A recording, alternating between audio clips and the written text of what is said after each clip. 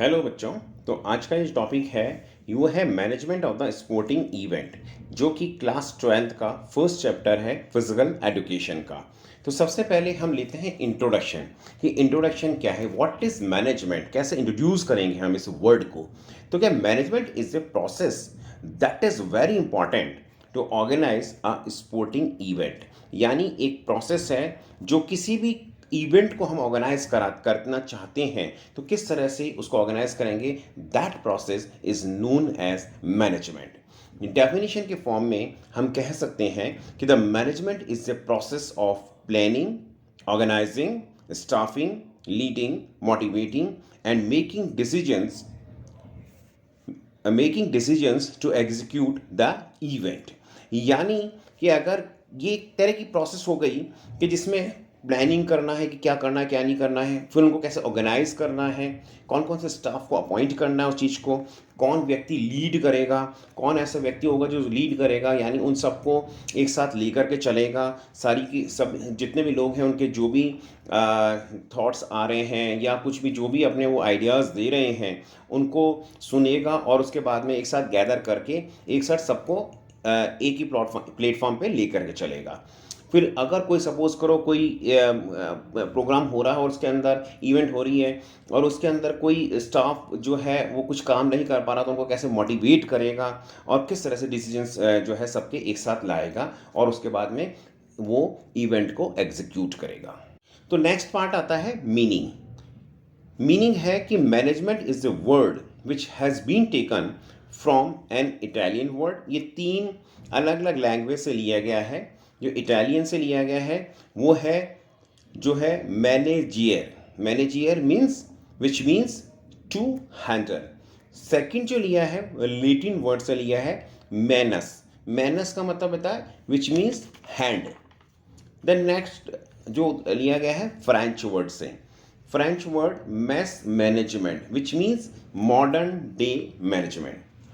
So as we can say, the management is a process and the art of getting things done through people using available resources। यानी basically समझना चाहें तो जो भी resources available हैं उनको use में लेते हुए जो जो जितने भी पर्सन्स उनको सबको साथ में लेते हुए जो है हम किसी गोल को अचीव करते हैं, किसी इवेंट को सक्सेसफुल ग्रैंड इवेंट बनाते हैं, वो एक हमारा मैनेजमेंट का पार्ट होगा, उसको हम मैनेजमेंट कहेंगे।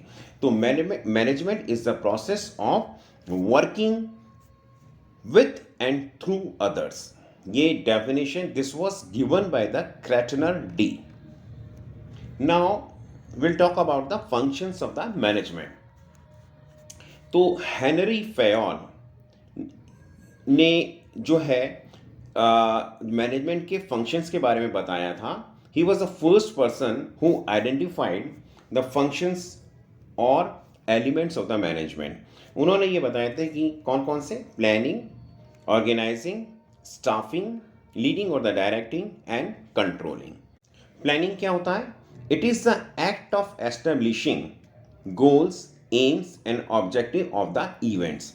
यानी कि आप कोई इवेंट कराने जा रहे हैं, कोई भी आप स्पोर्टिंग इवेंट हो रहा है, जैसे सपोज करो बैडमिंटन का हो रहा है या क्रिकेट का हो रहा है या एक्सरसाइज, सारे हो रहे हैं, सारे गेम्स होने वाले हैं, तो उनकी कैसे प्लानिंग की जाएगी, सारा मतलब उसको कैसे हम एग्जीक्यूट करेंगे, कैसे हम फाइनेंस जो होगा, बजट कितना होगा, पैसा कहाँ से आएगा, ये सारी चीज़ें जो होगी ना वो प्लानिंग में आएगी। कौन उनको कंट्रोल करेगा, कैसे कैसे कंट्रोल होएंगे, किस तरह से सारा चीज़ होगा, सारी चीज़ें कैसे मेंटेन की जाएंगी, ये सारा प्लानिंग में आएगा। यानी उनको एग्जीक्यूट करने से पहले हम जो है प्लानिंग करेंगे, जो है वो चीज़ प्लानिंग के अंदर आएगा। नेक्स्ट है organising, the process of execution of the planning. मतलब जो प्लानिंग की गई है उसको हम कैसे ऑर्गेनाइज करेंगे, उसको हम उस प्रोसेस को ऑर्गेनाइजिंग कहते हैं। To distribute the resources and delegate task to the persons. इसमें क्या होता है कि जैसे हमने जो भी प्लानिंग कर ली उसके बाद में ऑर्गेनाइज करने के लिए क्या करना है कि कौन कौन से इवेंट्स, उसमें पहले देखने के कौन कौन से इवेंट्स ऑर्गेनाइज होने वाले हैं, कहाँ पे होएंगे, क्या स्केड्यूल रहेगा, ये सारी चीज़ें किस तरह से होएगा, तो उसके लिए हम ऑर्गेनाइजिंग कमेटी भी बनाते हैं। नेक्स्ट आता है स्टाफिंग। हाँ, ऑर्गेनाइजिंग में कमेटीज़ बनाएंगी, अलग अलग तरह की कमेटीज़ बनेंगी जो सारी कंट्रोल करेंगे और वो आकर के रिपोर्ट करेंगी जनरल सेक्रेटरी को। नेक्स्ट है staffing. It refers to identify the staff position. Staffing में हम देखेंगे, जैसे हमने सपोज करो अलग अलग ऑर्गेनाइजिंग कमेटी बनाई, तो उसमें सपोज करो कि जैसे रिफ्रेशमेंट पार्ट है, वही कौन देख सकता है, कौन इसमें परफेक्ट है। बोर्डिंग एंड लॉजिंग के अंदर यानी ठहरने वगैरह की व्यवस्था में कौन परफेक्ट हो सकता है। इसी तरह से जो रिकॉर्ड्स वगैरह बनाना है उसमें कौन हो सकता है, फाइनेंस में कौन हो सकता है, पब्लिसिटी में कौन हो सकता है। ये सारी चीज़ें कौन कौन क्या देखता है, मतलब उसकी ये काम मेनली जनरल सेक्रेटरी कर सकते हैं, या अपन डायरेक्शन या चेयरमैन जो है इस चीज़ को दिमाग में रखते हैं कि पर्टिकुलरली कौन सा व्यक्ति होगा जो कि इस सो एंड सो पर्सन जो है so and so particular part में एफिशिएंट है, परफेक्ट है, वो उसको उसमें अपॉइंट करेंगे। नेक्स्ट आता है लीडिंग और the directing. It consist of the motivating the team members, जिसको हम ऑर्गेनाइजिंग कमेटी के मेंबर्स कह सकते हैं, to achieve the goal to conduct the successful event. यानी कि कहने का मतलब है कोई भी इवेंट हम ऑर्गेनाइज कर रहे हैं तो कैसे उसको डायरेक्ट करेंगे, कौन उसको लीड करेगा, किस तरह से होगा। तो इसके अंदर इसको हम 4 पॉइंट्स के अंदर डिवाइड कर सकते हैं या समझ सकते हैं। फर्स्ट है सुपरविजन, सेकंड है motivation, then leadership and controlling. Supervision मतलब कि कौन इसको सुपरवाइज करेगा, जो भी चीज़ होने वाली हैं, जो भी हम करने वाले हैं, जो भी इवेंट ऑर्गेनाइज कर रहे हैं उसको कैसे कैसे सुपरवाइज किया जाएगा। सेकंड मोटिवेशन, यानी उसको एक मतलब ये ग्रैंड सक्सेस बन जाए तो सारे जितने भी टीम मेंबर्स हैं, सारे भी स्टाफिंग है, जो भी स्टाफ मेंबर्स हैं जिनको अपॉइंट किया गया है, जिनको ऑर्गेनाइजिंग कमेटी का मेंबर बनाया गया है, उनको मोटिवेट करते रहेंगे, उनमें एनर्जी मोबिलाइज करते रहेंगे, उनको बूस्टअप करते रहेंगे, ताकि उनके अंदर इतनी एनर्जी आ जाए कि वो पूरे दम के साथ काम करें। देन होता है लीडरशिप। लीडरशिप का मतलब ये रहता है कि उनको लीड करना, जहाँ पे भी कोई वो डिमोटिवेट हो रहे हैं या जहाँ पे भी थोड़ा सा अटक रहे हैं, तो लीडर्स जो उनके अंदर लीडर होगा वो उनको लीड करेगा, भाई ऐसा करो, इस तरह से करो। कुछ उनके अंदर प्रॉब्लम्स आ रही हैं, कुछ चीज़ को वो सॉर्ट आउट नहीं कर पा रहे हैं तो उनको सॉर्ट आउट करेगा, या फिर कुछ उनके आइडियाज़ आ रहे हैं तो उनको लेगा आइडियाज़ को, उन सब आइडियाज़ को मिक्स करेगा और नया एक आइडिया बना करके सबके सामने रखेगा। देन नेक्स्ट होता है कंट्रोलिंग। कंट्रोलिंग पार्ट भी बहुत ज़्यादा इंपॉर्टेंट होता है। कई बार क्या होता है, कई बार जैसे सपोज करो ऑर्गेनाइजिंग कमिटीज़ हैं, वो ऑर्गेनाइजिंग कमेटी के बीच में आपस में सामंजस्य नहीं बैठ पाता, यानी कोऑर्डिनेशन नहीं बैठता। एक पर्टिकुलर आदमी कह रहा है ये होना चाहिए एक ऑर्गेनाइजिंग कमेटी का, दूसरा कह रहा है ये होना चाहिए, तो उनको कोऑर्डिनेट करना, उनको कंट्रोल करना, ये सारा काम उसमें लीडिंग या डायरेक्टिंग के अंदर आता है। यानी उन सबको एक साथ लेकर के वो चले, सारी चीज़ कंट्रोल करें, कुछ चीज़ सही तरह से नहीं हो पा रही है तो उसको सही करें, और सही हो रही है तो उसको और बेटर कर सकें। अब नेक्स्ट पार्ट आता है वेरियस कमिटीज़, जो इसमें नेक्स्ट जो आ रहा है टॉपिक से मतलब इसी के अंदर जो पार्ट आ रहा है नेक्स्ट हम जो ले रहे हैं वेरियस कमिटीज़, यानी जैसा हमने अभी आपको बताया कि इसमें वेरियस कमेटी बनाई जाएगी। ये जो कोई भी स्पोर्टिंग इवेंट एक सिंगल पर्सन कभी भी ऑर्गेनाइज या कंट्रोल नहीं कर सकता, ये टीम मेंबर्स करते हैं, यानी बहुत सारे जने मिलकर ऑर्गेनाइज करते हैं, एक साथ मिलके करेंगे, तभी एक साथ मिलके करेंगे तभी वो ग्रैंड सक्सेस में कन्वर्ट हो सकता है। तो उसको ग्रैंड सक्सेस में कन्वर्ट करने के लिए बहुत सारी कमेटीज़ को ऑर्गेनाइज किया जाता है जो कि अलग अलग काम संभालती हैं। तो various committees are made under the chairmanship of the director to execute and control the event properly and to convert it into the grand success. तो ये कमेटी का काम होता है। अब ये कमेटी क्या है, मतलब हेडेड किसके बाद, कौन इसको कंट्रोल करता है, कौन हेड होता है इसका, वो होगा या तो चेयरमैन और डायरेक्टर, उनके नीचे होंगे जनरल सेक्रेटरी। तो जनरल सेक्रेटरी के नीचे अलग अलग कमेटीज़ को जो है, जैसा कि आप चार्ट में देख पा रहे हैं, इसमें अलग अलग कमेटीज़ को जो है तैयार किया जाएगा, बनाया जाएगा, और उसके अंदर वो जो कमेटीज़ हैं वो अपना अपना काम संभालेंगी और वो आकर के रिपोर्ट करेंगी जनरल सेक्रेटरी को, और जनरल सेक्रेटरी रिपोर्ट करेगा ये चेयरमैन या डायरेक्टर को। तो जैसे एक सॉर्ट ऑफ फॉर्मूला अपन समझ सकते हैं इसमें जो कौन कौन सी कमेटीज़ हैं। तो जैसे मैंने एक फॉर्मूला इसमें लिखा है कि RAF FDC PTG BRP, यानी रैपिड एक्शन फोर्स RAF गए FDC की दवाई लेकर के PTG यानी पुलिस ट्रेनिंग ग्राउंड में, और BRP यानी बर्पिंग करी, एक तरह से समझने के लिए RAF FDC PTG BRP। तो R क्या हो गया, R हो गया रिफ्रेशमेंट कमेटी, यानी ये रिफ़्रेशमेंट कमेटी देखेगी कि सबको रिफ़्रेशमेंट मिल रहा है कि नहीं, जो भी वहाँ पे मौजूद हैं उन सबको खाना पीना तरीके से मिल रहा है कि नहीं, रिफ़्रेशमेंट मिल रहा है कि नहीं।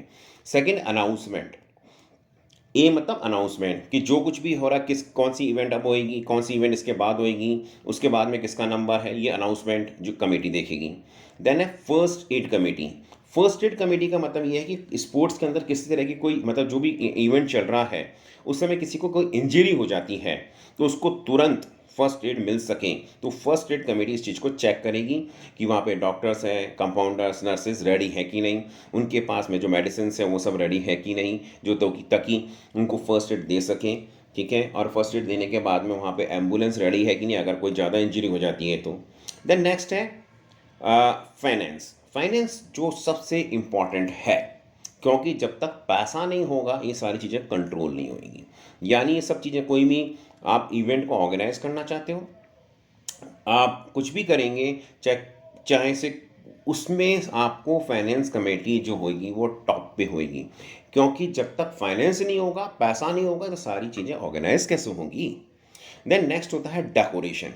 डेकोरेशन का मतलब ये होता है कि जो डेकोरेशन कमेटी ये देखेगी कि सारी चीज़ें वहाँ पे प्रॉपरली, जो ग्राउंड है या जो ओपनिंग सेरेमनी होने वाली है वो सब चीज़ें प्रॉपरली डेकोरेट हुए हैं कि नहीं, ग्राउंड डेकोरेट हुआ है कि नहीं, ये सारा चीज़ काम उसका डेकोरेशन कमेटी का होगा। देन नेक्स्ट है सर्टिफिकेट कमेटी।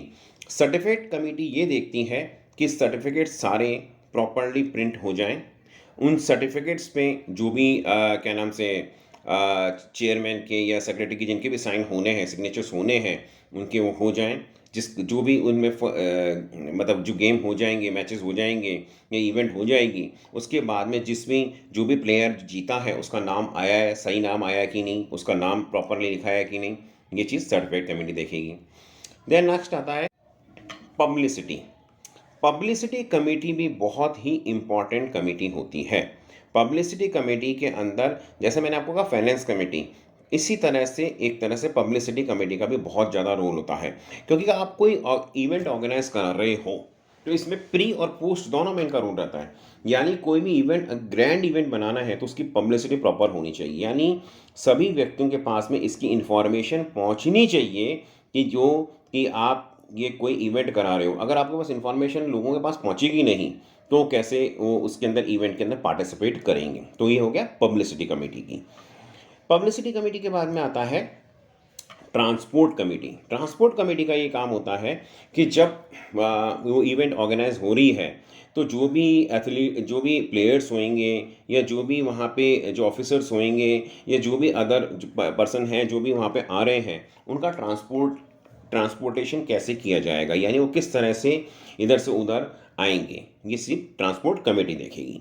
देन होता है ग्राउंड कमेटी। ग्राउंड कमेटी का काम होता है, जैसे ग्राउंड रेड, जैसे सपोज करो क्रिकेट का इवेंट हो रहा है तो ग्राउंड सही है कि नहीं, पिच रेडी है कि नहीं, या अगर बैडमिंटन है तो बैडमिंटन कोर्ट रेडी है कि नहीं, लॉन टेनिस तो लॉन टेनिस कोर्ट रेडी है कि नहीं। फिर उसके बाद में देखना होगा कि इसमें जैसे बैडमिंटन को है तो बैडमिंटन को इंडोर में कराना है या आउटडोर में भी करा सकते हैं, अगर हवा नहीं चलती ज़्यादा, अगर हवा बहुत ज़्यादा चलती है तो उसको इंडोर में ही करवाना है, आउटडोर में करा ही नहीं सकते हैं। तो ये सारी चीज़ें जो है वो ग्राउंड कमेटी देखती है कि किस तरह की ग्राउंड्स में कोई प्रॉब्लम आ तो नहीं रही है। देन नेक्स्ट आता है बोर्डिंग एंड लॉजिंग, यानी जो भी प्लेयर्स आएंगे या जो भी कोचेज़ वगैरह आएंगे उनकी क्या बोर्डिंग, उनको कहाँ ठहराया जाएगा, उनकी क्या खाने पीने की व्यवस्था रहेगी, वो ताकि उनका हम चाहेंगे मतलब जो इवेंट ऑर्गेनाइजर्स चाहेंगे कि वो बहुत ही अच्छी तरह से खुश हो कर के ये बोलें कि हमारी जो व्यवस्था थी वो बहुत ही अच्छे तरह से करी गई, हम पूरी तरह से सेटिस्फाइड हैं। उसके बाद आता है रिसेप्शन कमेटी। रिसेप्शन कमेटी का मतलब ये है कि जब प्लेयर्स बाहर से आ रहे हैं उन प्लेयर्स को अच्छी तरह से वेलकम करना। जैसा आपने देखा होगा ना, हम होटल्स वगैरह में जाते हैं तो हमको वेलकम ड्रिंक मिलता है, जैसे हम जाते हैं तो हमारा वेलकम किया जाता है तो हमको एक वेलकम ड्रिंक मिलता है। इसी तरह से रिसेप्शन कमेटी का काम है उनसे अच्छी तरह से बात करना, सॉफ्टली बात करना। जैसे कई जगह आप देखेंगे वेलकम करने के लिए तिलक लगाया जाता है या फ्लावर दिए जाते हैं या माला पहनाई जाती है, एक्सवाइट किसी भी तरह से कैसे भी करके उनको, जैसे रिसेप्शन कमेटी का काम है उनका वेलकम करना, यानी वो बहुत खुश हैं कि हमारा वेलकम बहुत ही अच्छे तरीके से हुआ। नेक्स्ट आता है अब प्रेस कमेटी, बहुत ज़्यादा इम्पॉर्टेंट है। देखो, आपने देखा होगा कि इवेंट ऑर्गेनाइज करना है तो जो है हमको जैसे न्यूज़पेपर्स में देना है, हमारे को मीडिया में, इलेक्ट्रॉनिक मीडिया में देना है, तो उसके लिए हमारे को प्रेस कॉन्फ्रेंस ऑर्गेनाइज करते हैं। ये प्री भी होएगी, पोस्ट भी होएगी, यानी आप प्रेस को बुला रहे हैं और जो रिपोर्टर्स आ रहे हैं सारे, उनको बुला करके इन्फॉर्म कर रहे हैं, बता रहे हैं कि आप क्या करने जा रहे हैं, ताकि आपकी इन्फॉर्मेशन सब तरफ, सब लोगों तक पहुंच सके। उसके बाद जब वो आपकी इवेंट हो गई, तो उसकी सक्सेस बहुत अच्छा रहा, वो बहुत बढ़िया रहा, उसके बारे में वो बाद में प्रेस कॉन्फ्रेंस करेंगे। ये प्रेस कमेटी देखेगी, ताकि रिपोर्टर्स और जो भी आपने प्रेस वालों को बुलाया है वो आपके बारे में बता सकें कि आपका इवेंट कितना बढ़िया हुआ था, जो भी इसके अंदर जो भी उनको लगता है वो उसमें लिख सकें। इससे आपका जो इवेंट है एक ग्रैंड इवेंट बन सकता है।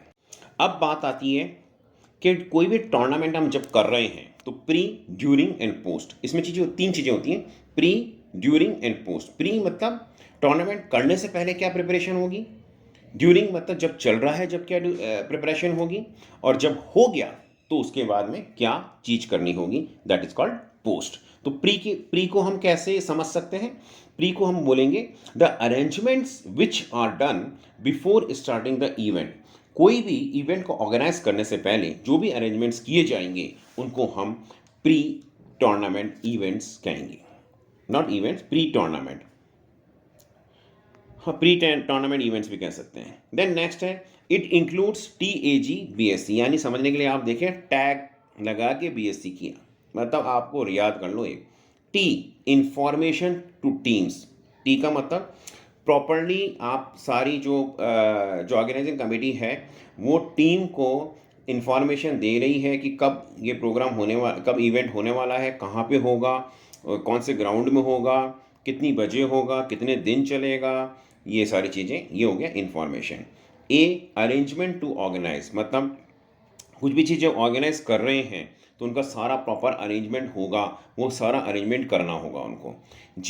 स्पोर्ट्स ग्राउंड रेडी, यानी जो भी प्रोग्राम, जो भी इवेंट आप कराने वाले हैं उसके लिए स्पोर्ट्स ग्राउंड को रेडी करना है। ये प्री में आ रहा सारा। फिर आ रहा बी फॉर बजट। बजट का मतलब ये हो गया कि आपको टोटल ये बनाना है, मतलब जब आप इवेंट ऑर्गेनाइज करना चाह रहे हैं तो आपको सबसे पहले ये बनाना है कि इसका कितना बजट आएगा, यानी पर्टिकुलर इसमें कितना पैसा लग सकता है। ट्रांसपोर्टेशन का खर्चा है, होटल्स का खर्चा है, क्या नाम से, वेंडर्स का खर्चा है, खाने पीने का खर्चा है, बोर्डिंग लॉजिंग है, रिफ्रेशमेंट, सारे जो भी खर्चे हो सकते हैं वो सारे मेमेंटोज हैं, सर्टिफिकेट्स हैं, मतलब सारे जो खर्चे फर्स्ट एड वगैरह में, जो भी अगर डॉक्टर्स को कॉल करते हैं, इन सब के जो खर्चे आएंगे जो है उनका बजट बनाना पड़ेगा। उसके हिसाब से ही हमारा कलेक्शन या स्पॉन्सर्स को ढूंढना पड़ेगा, या जो भी अदर रिसोर्सेज से हमारे को जो है बजट बनाने के बाद में बताना पड़ेगा कि इतना बजट आ रहा है, उसमें हम कैसे उस प्रोग्राम को ऑर्गेनाइज कर सकते हैं। देन नेक्स्ट होता है स्केड्यूल। स्केड्यूल ये होता है, ये बहुत इंपॉर्टेंट पार्ट है इसका।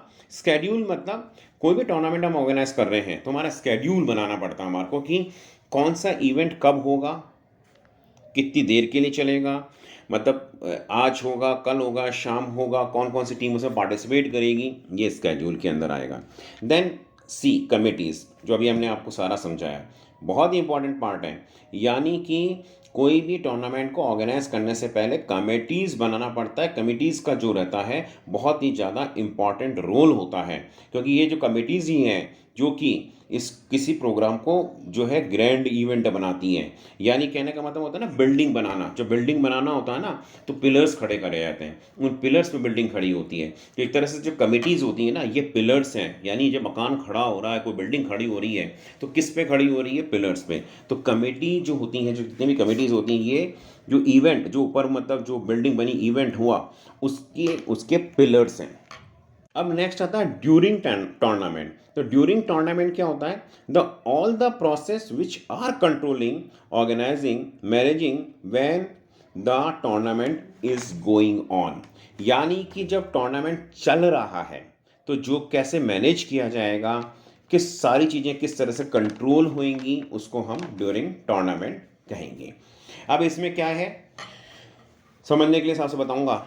SOG, RS, FD, यानी SOG यानी स्पेशल ऑपरेशन ग्रुप, RS आपको पता है रीजनल एडमिनिस्ट्रेटिव सर्विसेज, FD यानी फिक्स डिपॉजिट। तो SOG ने RS के साथ में FD करी।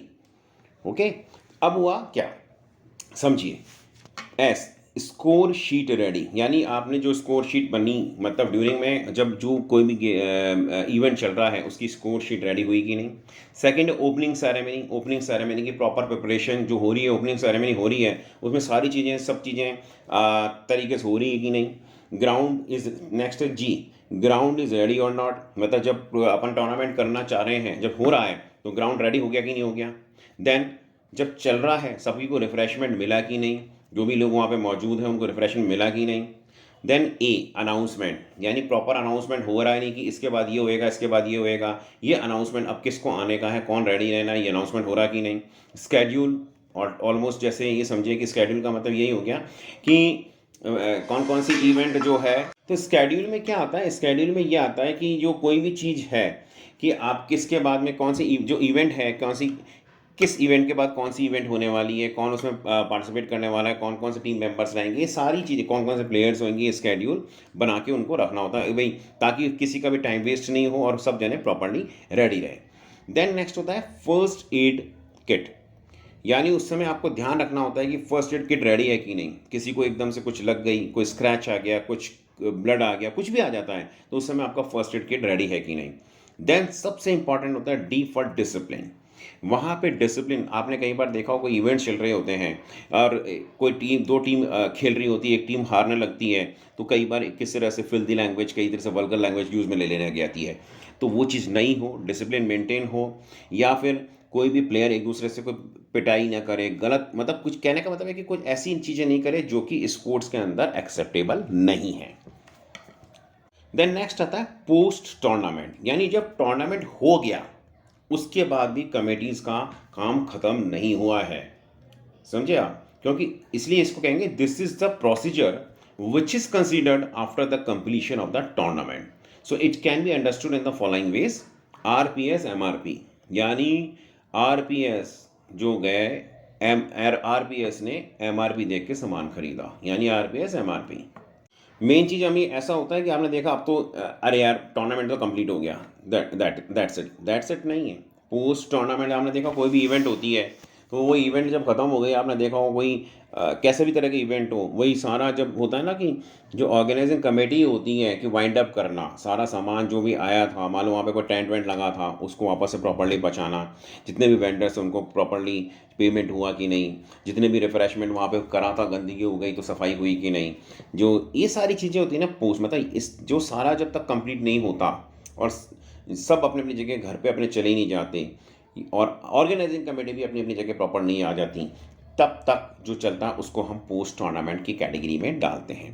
तो इसमें R stands for result of the match, match में या गेम के अंदर, ये इवेंट के अंदर जो रिजल्ट आउट किया जाएगा वो इसके अंदर आएगा, मतलब रिजल्ट ऑफ क्या रिजल्ट रहा वो चीज़ तैयार होएगा पोस्ट टूर्नामेंट में। देन होएगा कि payment to all the vendors and the hotels, यानी जहाँ जहाँ उनको ठहराया गया था प्लेयर्स को या ऑफिसर्स को, कोचेस को, उन होटल्स का पेमेंट हुआ कि नहीं, जितने भी वेंडर्स आए जिन्होंने खाना बनाया या जिन्होंने सप्लाई किया या जहाँ पे जो सफाई कर्मचारी थे, इन सबको पेमेंट मिला कि नहीं, जो सिक्योरिटी गार्ड्स थे वहाँ पे उनको पेमेंट मिला कि नहीं। देन एस है सिक्योरिटी रिफंड।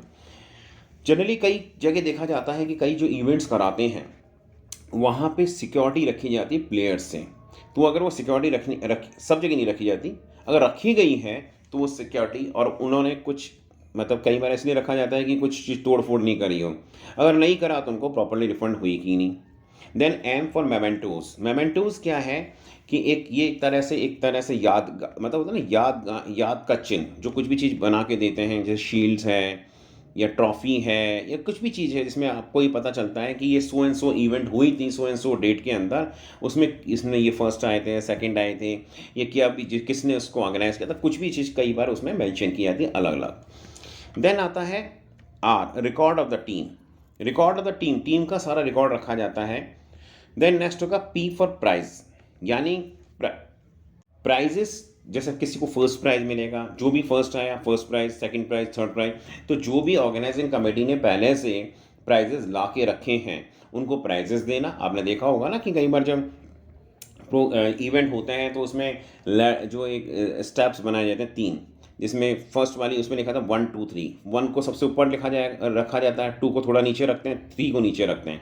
इससे क्या पता चलता है 1 2 3 यानी फर्स्ट मतलब वो फर्स्ट प्राइज मिल रहा है। तो ये सारे सबको प्राइजेस मिल रहे हैं कि नहीं मिल रहे हैं। In the last we can say the conclusion of the management. The management का कंक्लूजन क्या है? The management means the dealing with a wide range of the